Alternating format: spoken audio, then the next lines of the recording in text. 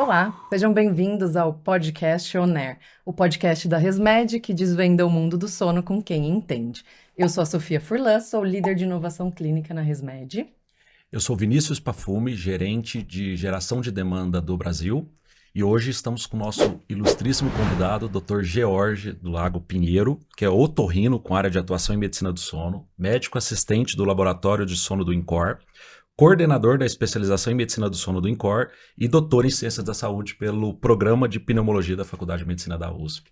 Bem-vindo, é uma grande satisfação para a ResMed ter você aqui nesse primeiro podcast. Estamos muito felizes que o senhor aceite para participar.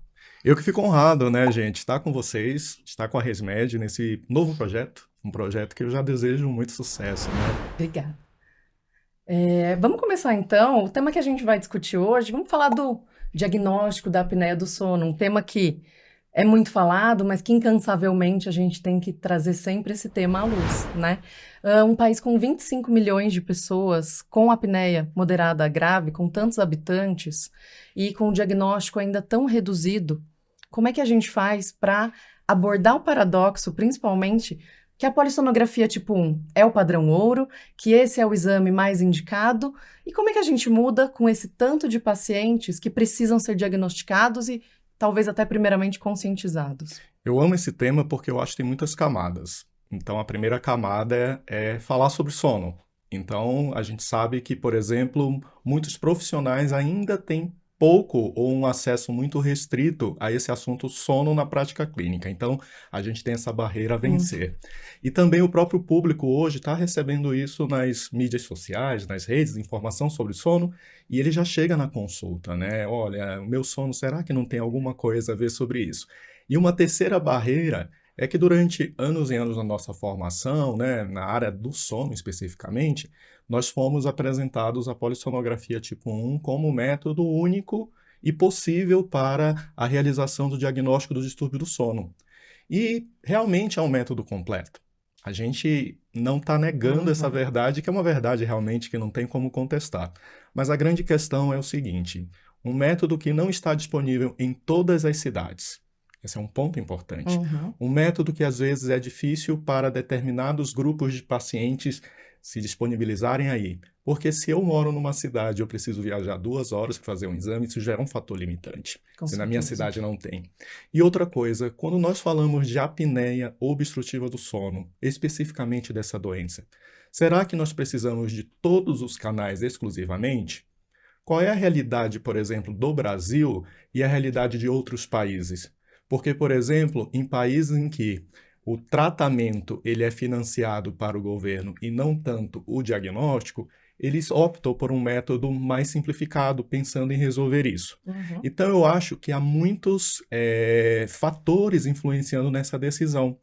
Fatores que são propriamente ditos com relação à fisiopatologia da doença apneia do sono, mas também tem questões pessoais do quanto que eu tenho a experiência em utilizar um outro método, porque na hora de decidir, o médico ele tem realmente essa insegurança. Eu estou propriamente dominando esse novo método? Então, durante a minha formação em medicina do sono, e que já tem mais de 10 anos que isso aconteceu, eu já fui apresentado aos métodos domiciliares como um método tipo 3 desde a primeira semana. Então, para mim, isso é uma jornada muito natural. E para pensar nesses 25 milhões de pessoas que têm apneia do sono moderada grave, e com fatores de risco, né, para doenças cardiovasculares e que estão aí com doenças metabólicas, e agora a gente já teve aí a revisão sistemática falando do impacto na mortalidade, né, e que para todas as causas de morte reduz 37%, e para a questão da apneia do sono 55% se a gente tratar. Então, mais do que nunca, nós precisamos pensar em métodos que sejam acessíveis e que sejam suficientes. Às vezes a gente quer o perfeito, mas o suficiente, ele já resolve uma demanda social. Você traz um ponto muito interessante, né? Não só o sono é uma barreira para o paciente, mas também para o profissional de saúde, né? Na sua formação você foi apresentado o diagnóstico simplificado, mas em vários locais os profissionais eles se formam, eles não conhecem esse diagnóstico, ele acaba mudando para uma área que não oferece o tipo 1, por exemplo, e ele não conhece a possibilidade de implementar o diagnóstico simplificado, né? E aí cria-se uma barreira para o diagnóstico, acesso limitado da população. A gente, quando pega a avaliação, 70%, 80% da população ela depende exclusivamente do SUS. E a fila de espera para fazer um diagnóstico de sono é grande, né? Você pega vários estados que tem 6 mil, 7 mil pessoas. O paciente vai esperar 8 anos, 5 anos, 6 anos para fazer um diagnóstico. Então, o diagnóstico simplificado pode diminuir um pouco essa barreira, né? Mas a ideia é como é que a gente desmistifica isso, né? Como é que a gente massifica, amplia esse diagnóstico, então, né? Com o diagnóstico simplificado. É perfeito. Então, eu acho que o grande passo é o profissional também se abrir para essa possibilidade, né? Então, a gente sabe, a RedMed tem esse papel de promover oficinas, de promover encontros, né? Então, deixa eu conhecer o que está sendo oferecido e experimentar. Eu acho, por que não, né? Eu pegar um equipamento e eu utilizar se eu tenho dúvida. Eu faço isso. Então, eu preciso entender como esse equipamento ele vai funcionar. E outra coisa muito importante é porque quando a gente fala de apneia do sono, nós ainda não temos o domínio total de conhecimento dessa doença. Essa doença ela está sendo cada vez mais conhecida. E hoje nós estamos vendo um valor muito grande na hipóxia intermitente. Não que os outros fenômenos, como a fragmentação do sono, não tenham um papel, tem um papel muito importante. Mas quando a gente fala de desfechos clínicos, a hipóxia intermitente, a carga hipóxica são dados super importantes. Então, quando eu tenho um método que me estabelece isso e que eu consigo enxergar esses fenômenos e também, na hora que eu recebo o laudo, se eu tenho todas essas informações disponíveis, será que isso não me atende? E pensando que nós temos uma doença multifatorial, né? Então ela vai também se apresentar de formas diferentes. Eu acho que o grande problema é quando nós queremos ter uma fórmula única para todas as situações. Perfeito, Esse é o né? Cenário desafio. perfeito. Infelizmente, isso em qualquer área da saúde não tá. Não tem como acontecer.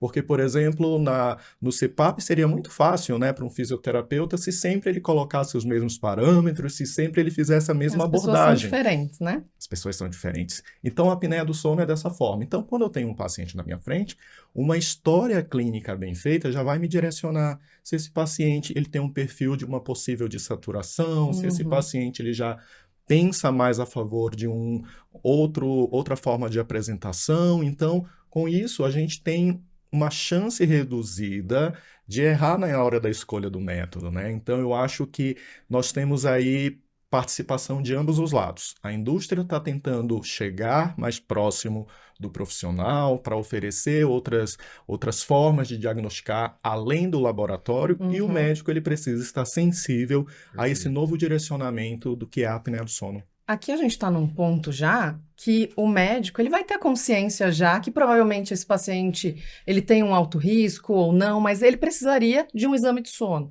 Só que eu acho que a gente ainda está até um passo atrás.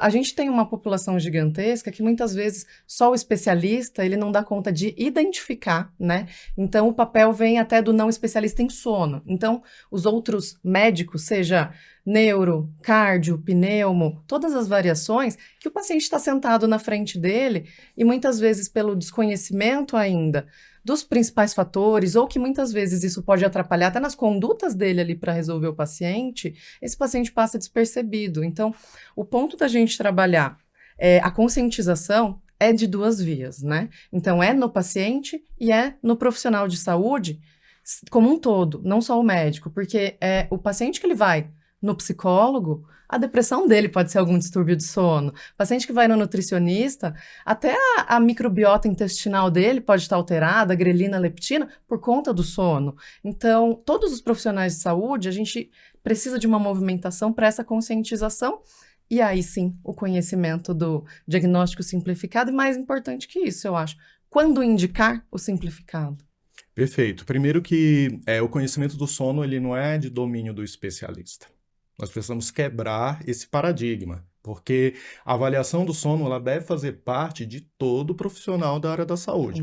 Talvez com perguntas muito simples, você não precisa estabelecer uma anamnese específica, porque o paciente chegou com outras demandas, mas se você perguntar se ele ronca, se ele acorda cansado e se ele, por exemplo, está despertando no meio da noite, ou tem dificuldade para iniciar o sono, você já tem aí informações que podem, poxa, deixa aqui investigar melhor isso, né? Deixa eu pensar melhor sobre essa condição. Então, quando a gente pensa aí nesse cenário todo de profissionais e de diagnóstico, né, nós precisamos nos apropriar nos apropriar dessa realidade, né? Então, nós precisamos conduzir esse paciente para esse caminho que é entender o diagnóstico como uma necessidade. Então, o diagnóstico do distúrbio do sono, e principalmente da apneia do sono, num cenário como o nosso brasileiro, ele não é, infelizmente, uma opção. Ele é realmente uma necessidade real, porque nós estamos tratando as consequências todos os dias, né? Então, os Exato. pacientes hipertensos estão nos nossos consultórios, os pacientes com hipertensão refratária, tudo isso, né? Então, os problemas de saúde mental estão batendo a porta. Então, nós precisamos nos atentar para isso e tirar esse conceito de que você precisa passar por um médico do sono. O médico do sono, ele é uma figura muito importante, nós não estamos tirando o papel dele, Uhum. né? Eu vou tirar algo que eu faço com muita alegria, Exato. muito prazer. Não, não é isso. Mas o médico do sono, assim como um clínico, ele trata uma asma e ele vai encaminhar para o pneu nos casos difíceis, então esse fluxo ele precisa se estabelecer, né? Então, eu tive uma oportunidade, até a convite da própria ResMed, de falar sobre a apneia do sono para profissionais médicos, enfermeiros, fisioterapeutas da atenção básica, e foi um projeto que fez uma diferença enorme dentro daquela cidade, porque realmente, como eu tenho 15 a 16 anos de formado de medicina, eu não tive nada sobre a apneia. Gerações e gerações me Uhum. antecederam trazendo isso. Aí nós temos esse cenário do diagnóstico. São tantas camadas, como eu falei anteriormente, e muitas camadas vêm pela educação, vêm Exato. por tudo isso. Então, a empresa está fazendo o seu papel de trazer novas tecnologias, de trazer novos métodos para pensar nessa possibilidade do diagnóstico e, consequentemente, tratar.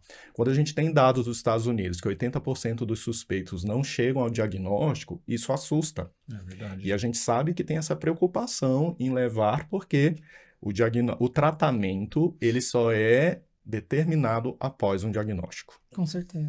A gente foi olhar os dados, né? E quando a gente enxerga, tem poucos especialistas no Brasil, né? Então tem regiões que não tem um especialista atuando, tem poucos laboratórios tipo 1, e quando a gente fez um estudo, né, os dados eles trazem indicadores importantes, a ResMed pegou, baseado na nuvem, os dados de exames simplificados que tem com o algoritmo, com o equipamento da ResMed ao longo dos últimos 10 anos, a gente entendeu que foram realizados aproximadamente 250 mil exames no Brasil.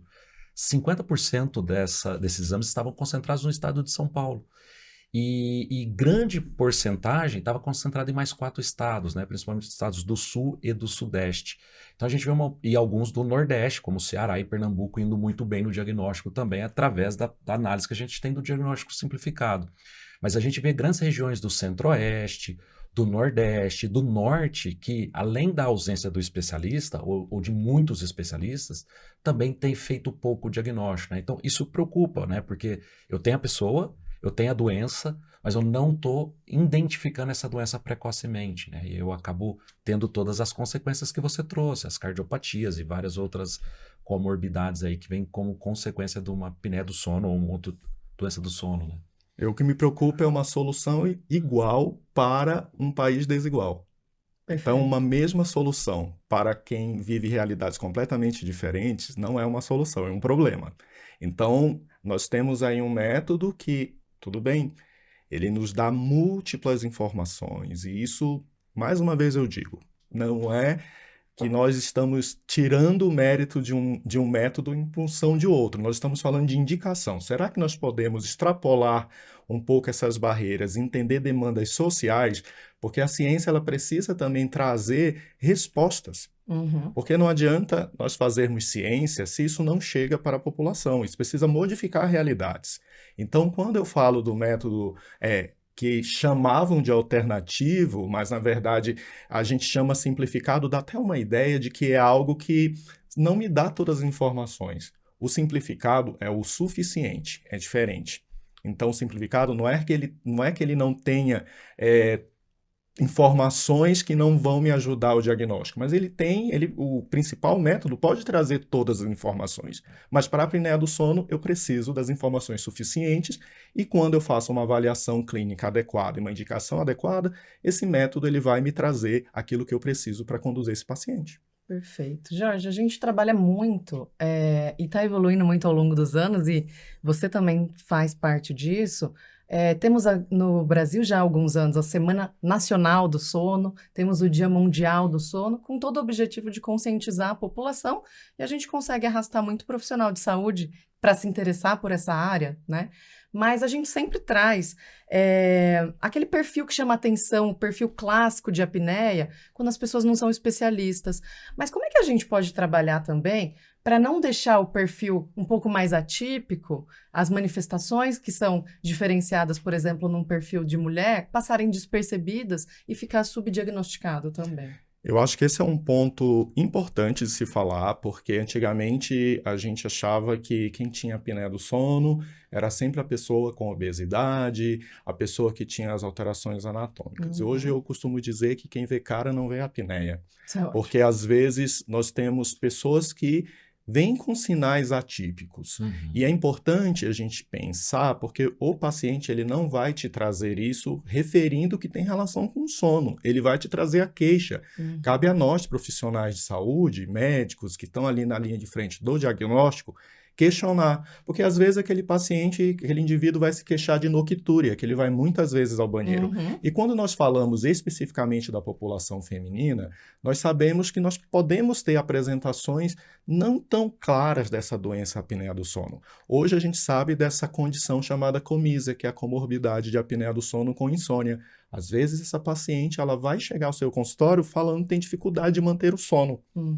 E ela não vai se apresentar, às vezes, referindo um ronco intenso, porque por vezes o ronco, por vezes não, sempre, ele é uma queixa de quem dorme, né? E se esse marido, ele dorme e nem percebe isso, esse companheiro ou a pessoa que dorme com ela. Então, é importante a gente pensar que basta estar vivo para a gente ter risco de apneia. Então, se a gente fala sobre não estar dormindo bem, a apneia deve ser investigada e nós precisamos quebrar esses estigmas. Nós temos aí os conceitos dos fenótipos, isso é importante para a gente não deixar passar a informação, mas nós sempre focamos no fenótipo do paciente com obesidade, mas nós precisamos entender que tem outros fenótipos, por exemplo, pessoas que têm despertares, pessoas que têm desaturações também, mas que não vão apresentar esses sinais muito claros, né? E na hora de selecionar o método, isso vai fazer diferença, estudar e entender como essa pessoa se apresenta.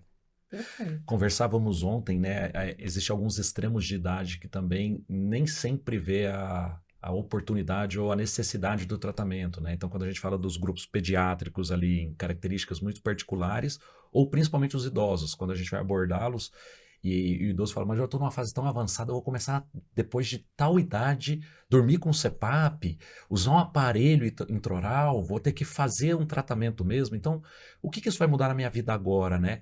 Então, para entender a questão da sobrevida, né, do impacto da qualidade de vida, mesmo em grupos tão extremos, né? Perfeito.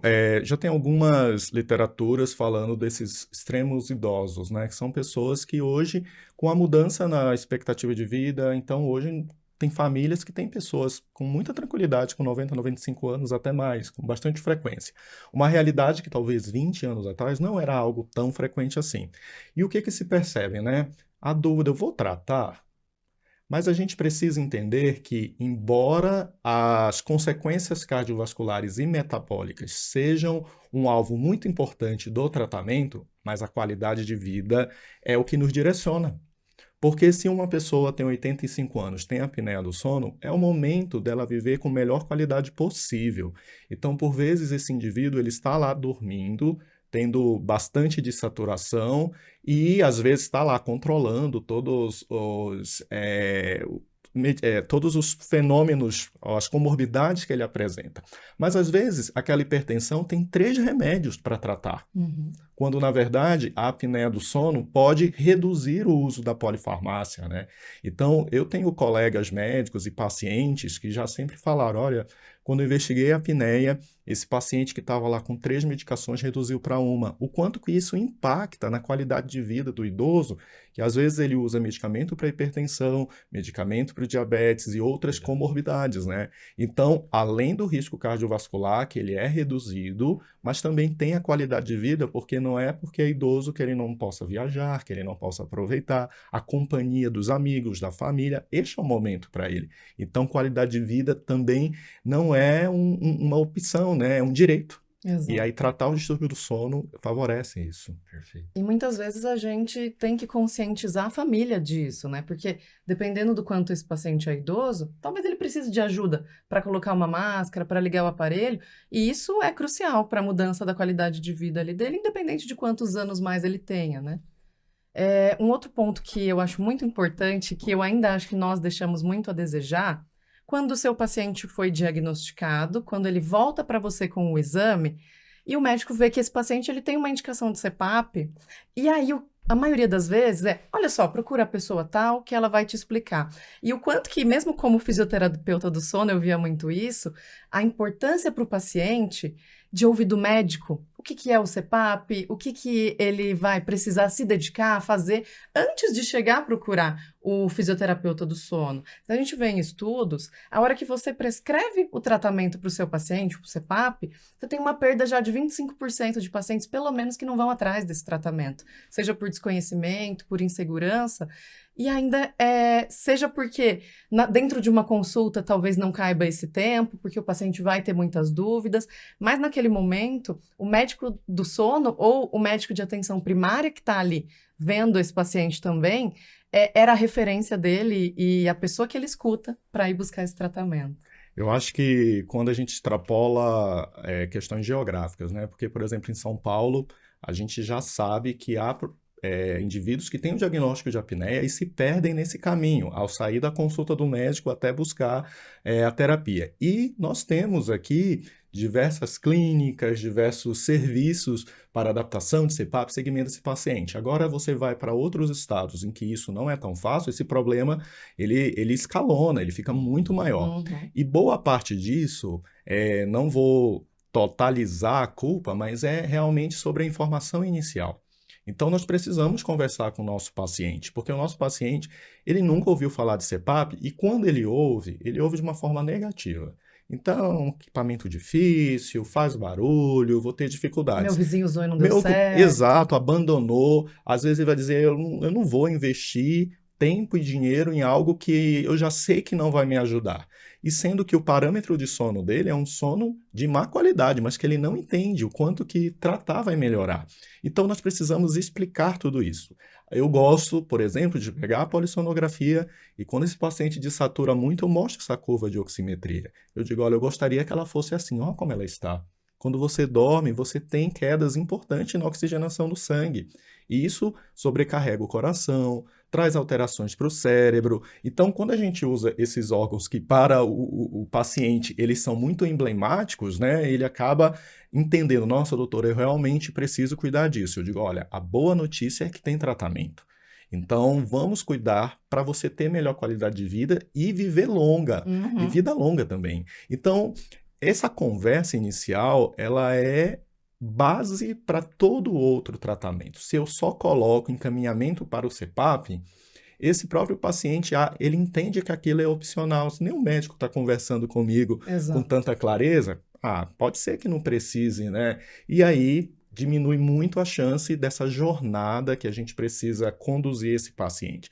Então, lembrando que não é só indicar, mas é orientar. E aí esse paciente já tem o segundo desafio dele buscar um profissional que vai fazer essa adaptação e a manutenção do uso dessa terapia, que também nós, médicos, precisamos estar próximos no acompanhamento disso tudo. Então, enxergar o processo global, ele é desafiador, né? E a gente precisa realmente trazer essas informações. Então, olha, diagnosticar é um passo, tratar é um segundo passo. Então, tudo isso precisa estar bem alinhado.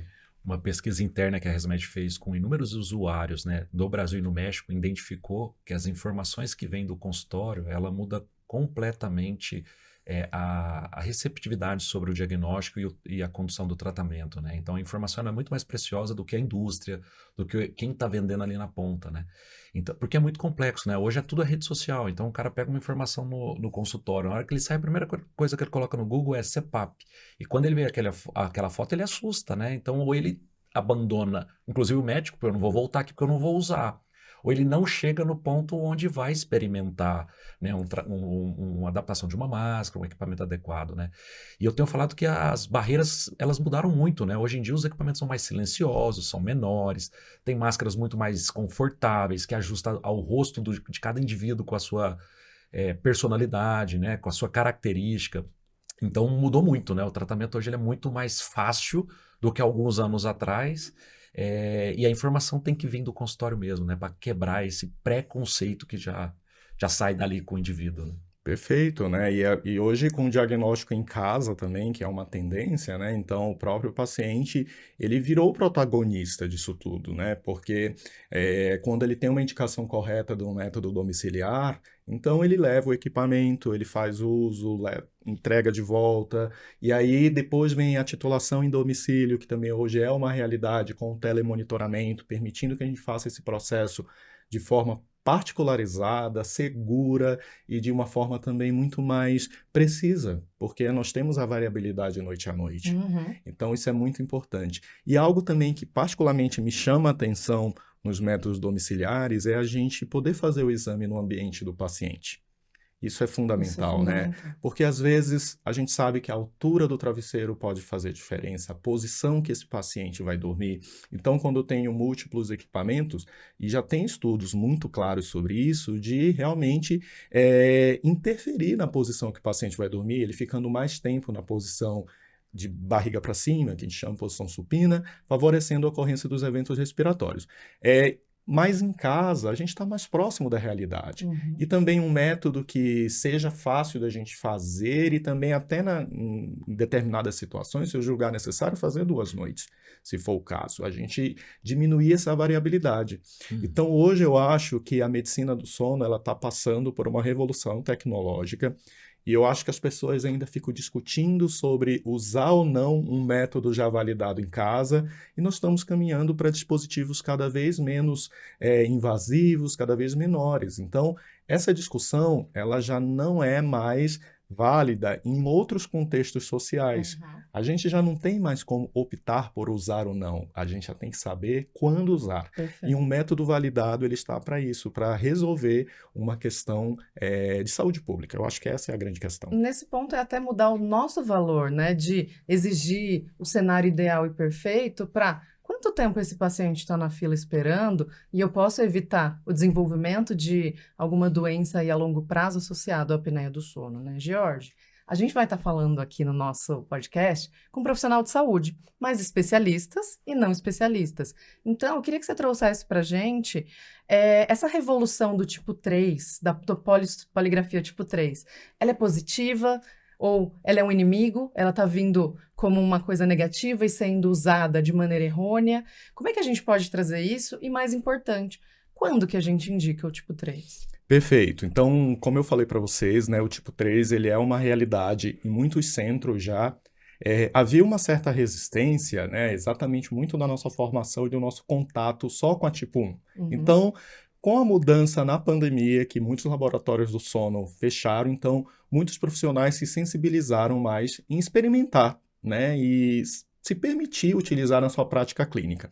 Então, de uma forma geral, para ser claro para todo mundo que está nos ouvindo, aquele paciente que tem um risco para apneia num grau moderado acentuado, ele se beneficia bem da tecnologia, né? Então, é um dispositivo que, claro, como toda tecnologia, ela vai ter suas indicações, e a gente não está ou santificando ou demonizando determinada tecnologia, né? Então, o tipo 1 tem o seu papel, o tipo 2, que é muito parecido com o tipo 1, também tem o seu papel, e o tipo 3, ele vem dentro desse contexto exatamente para sanar uma questão que é social, que são quase 50 milhões de pessoas com apneia do sono, sendo 25 milhões com a forma moderada ou grave da doença.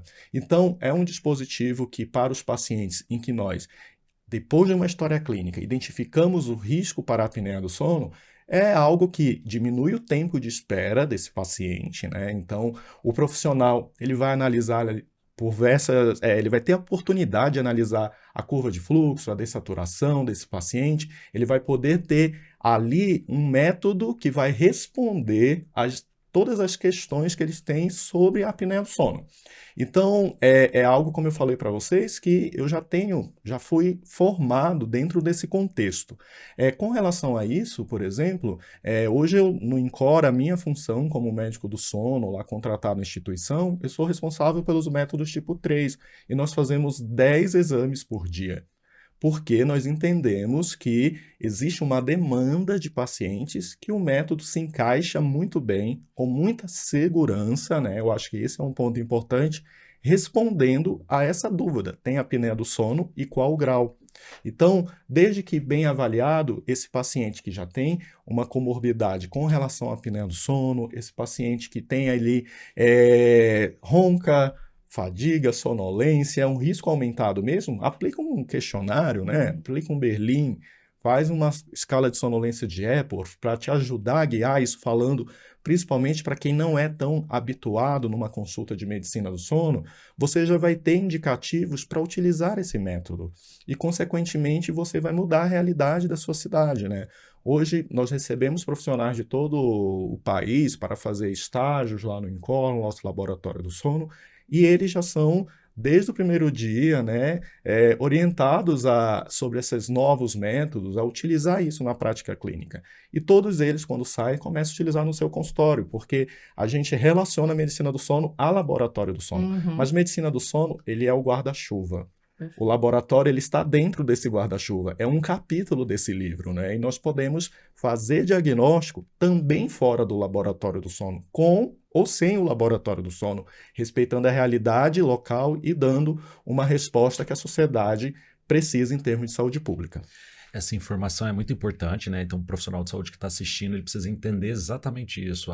O diagnóstico simplificado, ele não é substitutivo, né? Mas ele está ali para complementar, para ajudar a gente nessa grande causa, né? De tratar esse grande problema de saúde pública mundial, que é a alteração do sono, o distúrbio do sono, né?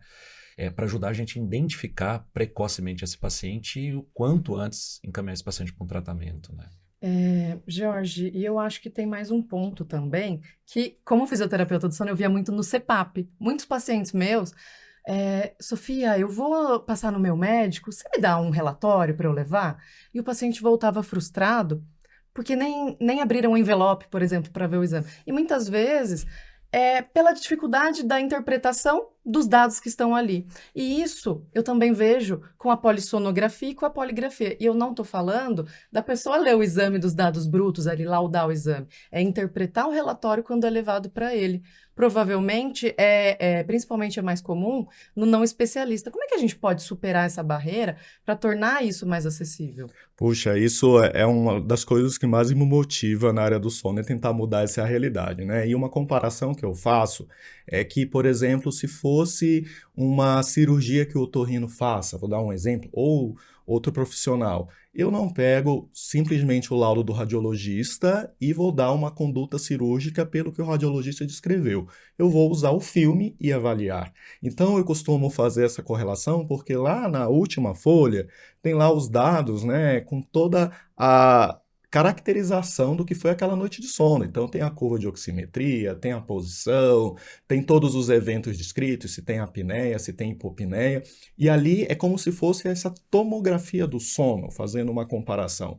E é ali que vai me mostrar todos os dados, né? Então, eu vou conseguir suspeitar se esse paciente tem uma apneia posicional, em que momentos que ele desatura mais, e vou conseguir determinar uma conduta. Então, para nós médicos, infelizmente, esse conhecimento sobre a interpretação clínica do laudo, e não necessariamente dos dados brutos, né, infelizmente nos falta na educação médica, né, e é algo que estamos trabalhando para trazer mais isso. Hoje eu vejo nos congressos muitas aulas nesse sentido, congressos que não são específicos para sono. Polissonografia, o que eu preciso saber, como interpretar, porque isso são os passos iniciais para a gente poder ter segurança na hora de determinar a nossa terapia e entendendo que nem toda apneia é igual. Perfeito. E para a gente aprender isso, nós precisamos extrair o máximo de informação. E quando nós temos um relatório do exame tipo 3, quem teve a oportunidade de avaliar, é um exame que nos traz informações muito seguras, pensando nesse contexto da apneia do sono, principalmente dos pacientes que dessaturam de forma acentuada. Então, é um desafio. É um desafio, mas que a gente vê realmente que a própria indústria também tem promovido cada vez mais eventos para discutir laudos, para poder manifestar todas as alterações que estão ali descritas e trazer segurança para esse profissional que está recebendo esse relatório. Para o especialista, então, isso é uma oportunidade, porque eu consigo referenciar os pacientes do não especialista, que entendeu um exame alterado e ele não necessariamente precisa conduzir o tratamento, mas ele entendeu um problema e ele encaminha para o especialista. E para o não especialista, isso não pode ser uma barreira, né? Eu consegui identificar no meu paciente um problema e agora eu vou encaminhar, vou ter essa referência contra a referência de um colega que trabalha muito bem com sono quando eu não consegui conduzir um tratamento adequado diante de um exame ali com resultado.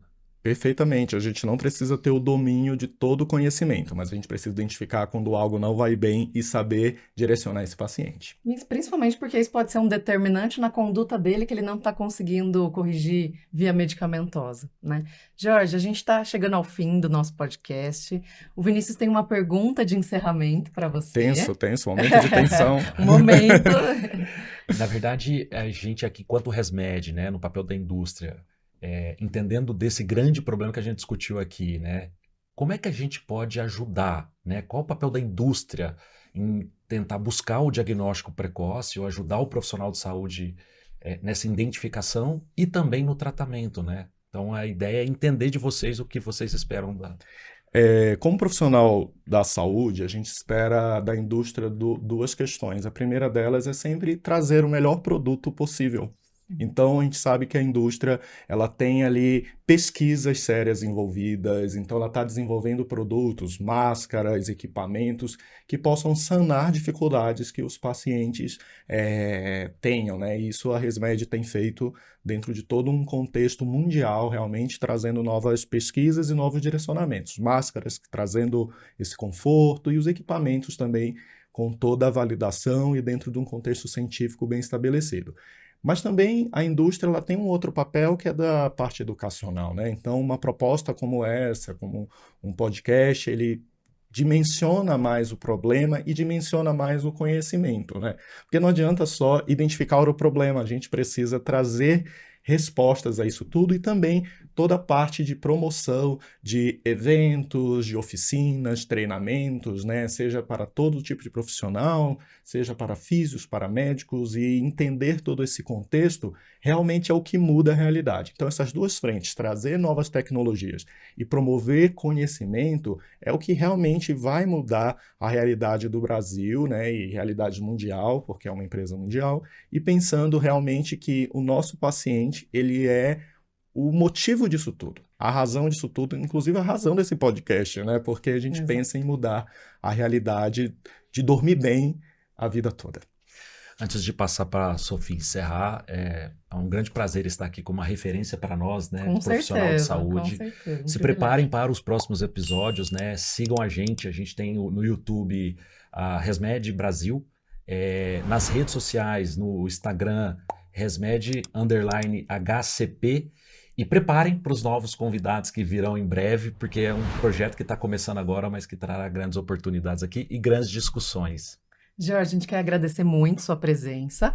Eu quero que você deixe seu contato para as pessoas te encontrarem, seja nas redes sociais ou para quem quiser fazer uma parceria, não é especialista e quer indicar para um especialista aqui no Sudeste, na região de São Paulo, como as pessoas podem te encontrar. E eu quero uma mensagem final sua para quem está nos assistindo também, por favor. Poxa, fiquei muito honrado com o convite. Para quem quer me encontrar, eu acho que é mais fácil pelas redes sociais realmente. Então, meu Instagram, @Dr. George Pinheiro, tá?